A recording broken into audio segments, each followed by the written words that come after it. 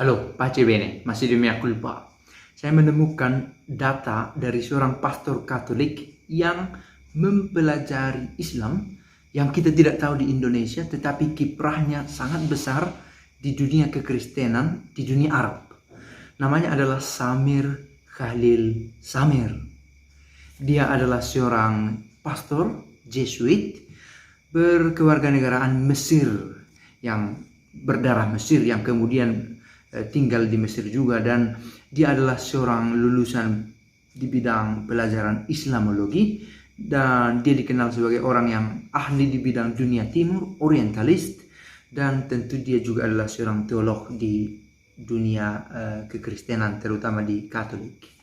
Dia dikenal sebagai seorang profesor di Pontifical Oriental Institute di Roma, institusi pendidikan kepausan khusus untuk dunia timur, wilayah timur.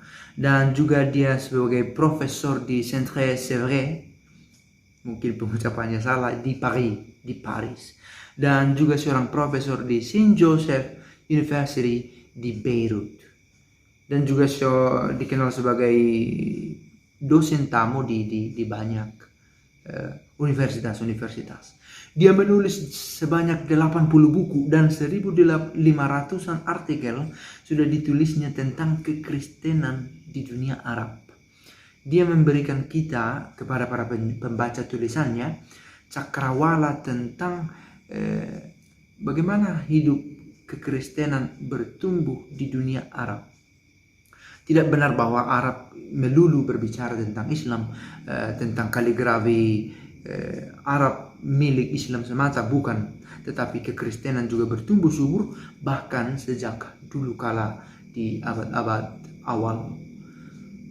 Samir Khalil Samir itu namanya, tetapi dilahirkan dan kemudian diberi nama pertama sekali dengan nama Samir Khalil Qasim.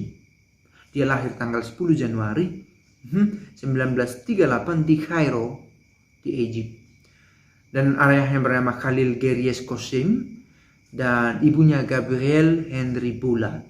Sepertinya dia punya hubungan yang erat dengan Perancis.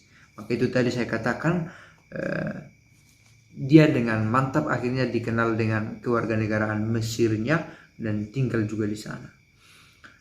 Dia bersaudara dengan Alex Qasim yang ada di Connecticut di USA dan Rafiq Hussein yang ada di Mont Royal di Kanada. Jadi mereka keluarga internasional boleh dikatakan. Pada 26 Oktober 1955 di usia 18 tahun dia memutuskan untuk masuk Jesuit, satu serikat yang ada di dalam gereja Katolik.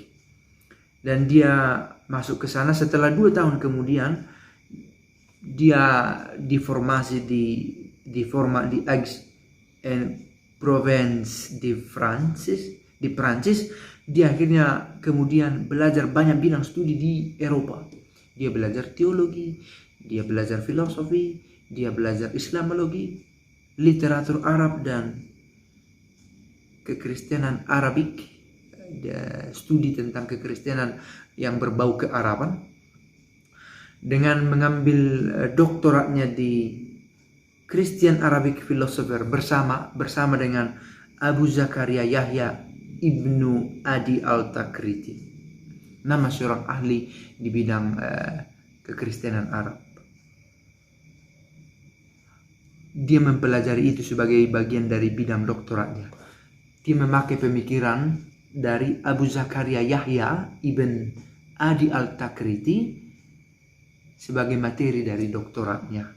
Oke, itu yang akhirnya saya bisa mengerti, karena yang nama yang saya sebutkan terakhir ini adalah nama dari seorang filsuf yang hidup di tahun 800-an sampai 900-an. 893 sampai 974. Seorang filsuf abad pertengahan Islam. Pada 6 Juli 1968 dia ditahbiskan menjadi pastor. Sekitar 29 atau 30 tahun di ritus Koptik. Ternyata di ritus gereja Katolik tidak hanya memiliki ritus Roma, ritus barat, ada juga di ritus timur dengan berbagai cabangnya, dan ada ini ritus Koptik. Dan kemudian pindahlah ia ke Mesir. Setelah sekian lama dia menimba pengetahuan di Eropa, dengan banyak bidang pendidikan yang dia dalami, dia akhirnya kembali ke kampung halamannya. Di Mesir dia membuka 20 sekolah untuk anak-anak yang kesulitan, untuk anak-anak. Dan juga dia membuka Christian Arab Research Center, pusat penelitian Kristen Arab di Kairo. Dan dia akhirnya mengumpulkan banyak buku literatur yang berbicara tentang kekristenan di Arab. Satu studi yang sepertinya bagi dia sangat penting. Tetapi kemudian pusat pendidikan itu dihancurkan oleh satu peristiwa kebakaran. Apakah disengaja atau tidak, dikatakan accidental. Tapi siapa yang tahu, itu terjadi tahun 1971. Dan kemudian dibuka lagi tahun 1974. Nah, tahun 1975, Samir mulai bekerja di kepausan, di Pontifical Oriental Institute, institusi kepausan di bidang pendidikan atau dunia timur. Dan ini ada di Roma. Dan dia mengajar di sana selama 39 tahun. Dengan sudah berbagai banyak mahasiswa doktor yang dia dampingi. Lalu dia juga mengajar di banyak universitas lain. Dia adalah seorang pengajar yang sejati, mendedikasikan dirinya di dunia pendidikan dan penelitian. Lalu kemudian 1986 dia sempat pergi juga ke Lebanon, tetapi pada tahun 2018 dia akhirnya kembali lagi ke Mesir.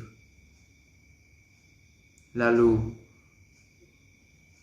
berkarya mengabdi di Kairo, di pusat penelitian kekristenan Arab yang pernah dia dirikan sebelumnya. Saya pikir bukan hal baru bahwa ada pastor Katolik yang mendalami Islam dan kekristenan bersamaan untuk mengetahui bahwa tidak benar Arab dengan sendirinya harus kita identikan dengan Islam.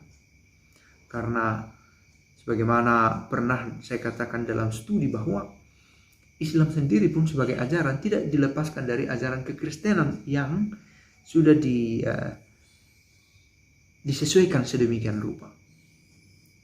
Nah, jadi kehadiran Samir ini sungguh berpengaruh.